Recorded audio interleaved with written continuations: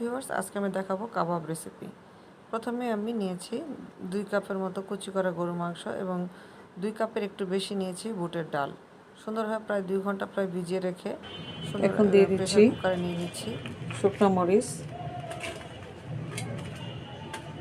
কাঁচামরিচ 4-5টি, আদা রসুনের পেস্ট 2 টেবিল চামচ,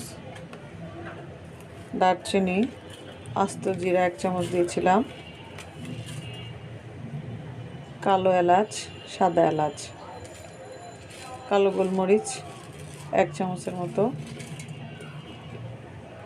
ধনিয়ার গুঁড়া 1 চামচ, হলুদ 1/2 চামচ, লবণ স্বাদ মতো, লাল মরিচের গুঁড়া 1 চামচ, পেঁয়াজ। মশলা সহ সব কিছু সুন্দরভাবে হাত দিয়ে মাখিয়ে দিয়ে দিচ্ছি তেল এবং দিয়ে দিচ্ছি 2 কাপের মতো পানি দিয়ে প্রেসার কুকারে উঠিয়ে দেব। সিদ্ধ হয়ে গেলে মশলাগুলো একটু সরিয়ে নিয়ে সুন্দরভাবে ভালোভাবে পিষে নিব। তারপর অর্ধেক রেখে দিব আর অর্ধেক আমি কাবাব বানাবো। পেঁয়াজ, কাঁচামরিচ কুচি, লেবুর এক ফালটি চিপে দিয়েছি, তার সাথে দিয়েছি ডিম।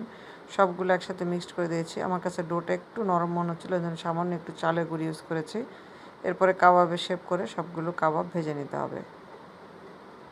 ভাজা হয়ে গেলে উঠিয়ে নেব। তৈরি হয়ে গেল মজাদার স্বাদের শামী কাবাব রেসিপি। আশা করি রেসিপিটা আপনাদের ভালো লাগবে।